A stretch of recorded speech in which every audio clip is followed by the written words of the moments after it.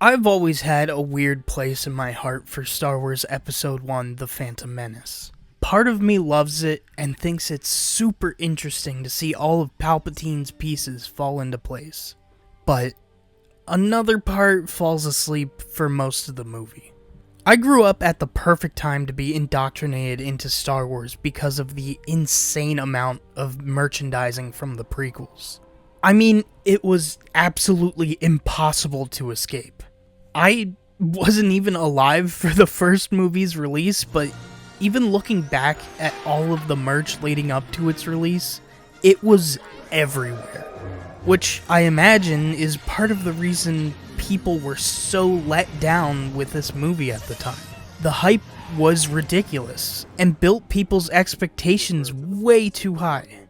However, as someone who would borrow the Phantom Menace DVD from the library and watch it on repeat, I don't think the criticism of this movie is unwarranted. Without a doubt, this movie has some pretty major flaws. The introduction of this movie is actually pretty interesting and mysterious.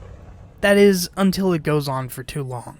Liam Neeson as Qui-Gon is actually really great casting in my opinion, and his very, very, very little bit of characterization makes it easy to see how his personality rubs off on the character Obi-Wan becomes later in the series. The reason I say he has such little characterization is because the dialogue in the prequels, especially this movie, is so flat and matter-of-fact that there's basically no room for actual characters to come across. Is it in their nature to us wait this long? No, I sense an unusual amount of fear for something as trivial as this trade dispute.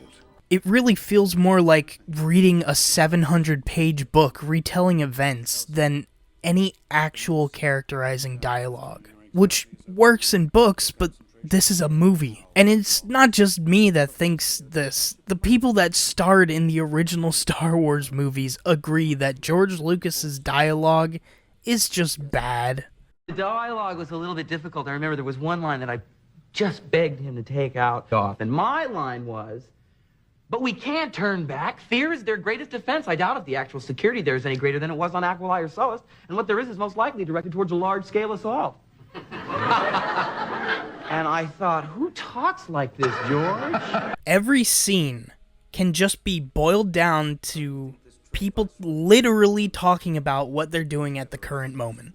There is, however, a scene I really like. Perhaps I killed a Jedi and took it from him. I don't think so. No one can kill a Jedi. Like, that's genuinely a great line. Why can't the rest of this movie be like that? George? Why is the rest of the movie so boring, George? The dialogue is so literal, and it's the biggest flaw of the entire trilogy. Since we are 25 years out from this movie, there has been so much context filled in and retconned, so we can finally understand the movie, but alone as a movie, it fails to give us any real context besides, the Trade Federation doesn't want the Queen of Naboo to leave Naboo, so she has to leave Naboo and go to Coruscant, but then she decides to go back to Naboo because no one cares that there was a blockade, and team up with the Gungans to defeat the Trade Federation. Actually, you know what? I take back what I said about the context, because they actually do give us the context. It's just so incredibly hard to understand because the dialogue that explains it to us is so weird that we're not paying attention to the movie anymore, and we're wondering why we even rewatched this movie in the first place when we know it's bad. Whew. Okay, I went a little off the rails there. Where was I? The acting is also something that really detracts from this movie. But so many people rag on the acting in the prequels, so I will only briefly touch on it. I honestly cannot blame the actors for their performances. The way the dialogue is written and how George Lucas directs the actors, it really should be no surprise that this is the outcome. But I will say, Jake Lloyd is not the worst actor in this movie. For the longest time, Star Wars fans would torment both Jake Lloyd and Ahmed Best for portraying their respective characters. And I'm not saying anyone that worked on this movie deserves the insane wrath of Star Wars fans. But if anyone did, it's not these two actors. They were only doing their best with what they were given. And Jake Lloyd was just a kid. It's no fault of theirs. However, the acting being so bad runs through the entire trilogy. And it's mostly due to that awful script. So many of the actors have such incredibly flat performances during scenes that should be very intense or exciting, and it's mostly because of the extremely flat dialogue. I mean, for years, I thought Natalie Portman was a bad actress because of these movies. But no, she's really not. It's just these movies having some of the worst dialogue writing ever. If we do not act quickly, all will be lost forever. I ask you to help us. No, I beg you to help us. Okay, I'll actually talk about the plot now. And what is the plot? I honestly, even now, don't really know. The basic plot is what I said earlier, but the actual motivations behind it are so incredibly vague. Even after knowing the outcome, we know now that Palpatine just wanted to gain more power in the Republic so that he could overthrow it.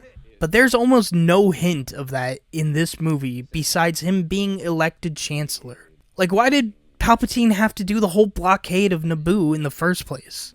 For a movie titled The Phantom Menace, we really don't get that much of an explanation for what the Phantom Menace is.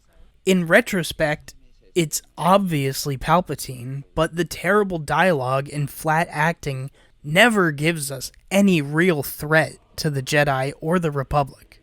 We are just told how the Sith couldn't possibly have returned, and just going off what we know from Return of the Jedi is a terrible way to add context for why Palpatine is so evil, and why we should fear this looming threat. Because in this movie, it does not feel like there is a looming threat or a phantom menace. It just feels like I wasted another 2.5 hours of my life trying to understand this movie without falling asleep. I know this has been a mostly negative retrospective, but surprisingly, there are things in this movie that I like a lot. For one, the music. The music is never the worst part of Star Wars media. Well, almost never the worst part.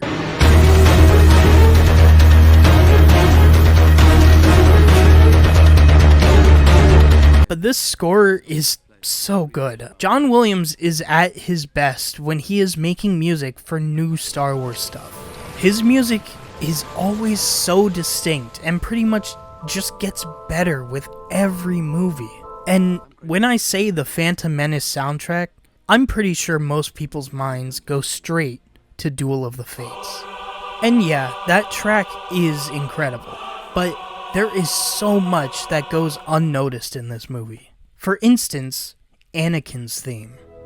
I'm sure if you're a music nerd as well as a Star Wars nerd, like me, you know that Anakin's theme has a couple themes hidden inside of it that hint at his future. The most obvious one being the Imperial March right at the end of this phrase. It's very easy to miss, especially in the movie with that awful dialogue over it. Another absolute banger is the Celebration Parade, which again is a song that hides a more sinister theme.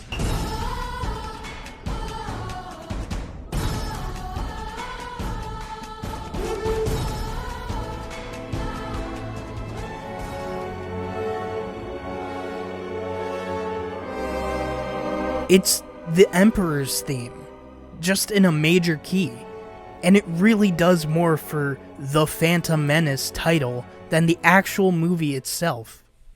Of course, I don't want to discredit Duel of the Fates. It is truly an amazing track over a really well choreographed fight.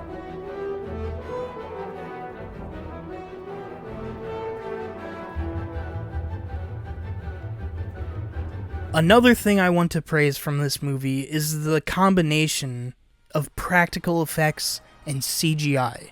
The later two films in the prequel trilogy don't use practical effects as much, but this movie, having that perfect combination of real and fake, just works for me, even if the CGI can look very poorly aged at times. I also really love the design of this movie. It has its own feel from the designs and the practical effects. There are some complaints about the designs feeling too different from the original trilogy, but I do really like the canon explanation of things just got made worse after the Empire, which is a great parallel to real life in my opinion. Also, this entire trilogy revolutionized how movies are filmed, for better or worse. This movie spawned the over-reliance on CGI that we've seen in Hollywood in the past 20 years. But it also jumped CGI technology leaps and bounds forward so that we could have the really amazing CGI that we have today. This is also the only prequel not filmed digitally. Attack of the Clones and Revenge of the Sith were the first major blockbusters to be recorded fully on digital, which adds to the unique feel of The Phantom Menace. And that's as much as I can really praise this movie. This is the 25th anniversary of The Phantom Menace, and as much as I love Star Wars, it's not without its flaws. This movie was a very bad mark on the franchise for a very long time, and while I don't think it's the greatest Star Wars movie, it doesn't deserve to be called the worst. Attack of the Clones has that spot filled. But seriously, I have seen so many people doing revisionist history, calling this movie a masterpiece compared to the sequel trilogy, which is just... Did we watch the same movies? Ted, I got your voucher. Out! This movie is just not a great movie on its own. It really needed those many years of additional context and even some of the recent Tales of the Jedi for it to be really understood. And even now, if you ask any regular, average, normal person that doesn't eat, breathe, live, and shit Star Wars, what they think of this movie, they'll probably say, Jar Jar sucked, but I love Darth Maul's fight. So, no, this movie isn't a masterpiece in any context, but it is a movie with some redeeming factors. But there really aren't many. This movie is very, very flawed, but if you really dig deep and consume enough Star Wars media to kill the average moviegoer, it's a pretty decent setup for things to come later in the canon. Palpatine's power growing right under the Jedi's noses is a great way to show how groups in high positions can be extremely ignorant when they become overconfident, and how this terrible evil being essentially had power thrown at him by utilizing that ignorance and manipulating the people of the galaxy from his position of power. But all of that subtext falls apart once you take a deeper look at the movie itself. Which is unfortunate because if this movie worked, the entire trilogy would have worked. It's especially unfortunate for the next movie, Attack of the Clones, which is arguably one of the most important moments in the timeline. The main problem really was that George Lucas didn't have anyone to wrangle him in, because he wasn't the little independent director working on a space movie anymore. He was the creator of Star Wars now, the one that brought so many people joy in the movie theater, and producers threw however much money he needed at him, without question. And this is by no means just a critique of George Lucas. I have a ton of respect for the innovation he brought to film. Like I said earlier, I know this seems to be overwhelmingly negative, but I really do have so much nostalgia for this movie. Rewatching it today, I still get flashbacks to being a kid watching this movie on repeat. However, I can take those rose-tinted glasses off and criticize these movies for what they are. It's important for people to remember that it is possible to both enjoy something while criticizing it. Thanks for watching this kind of weird retrospective review. I know I've been focusing on making a lot of LEGO content recently, but I still want to have this channel be more of a variety channel. I'm gonna try to make more video essays like this, along with the reviews, and maybe even combine the two formats for something big and special, who knows. Anyways, I hope you enjoyed this video. It was something I wanted to make for the 25th anniversary of The Phantom Menace.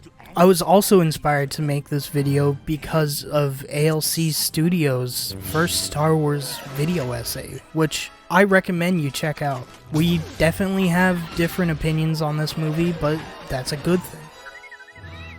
Later.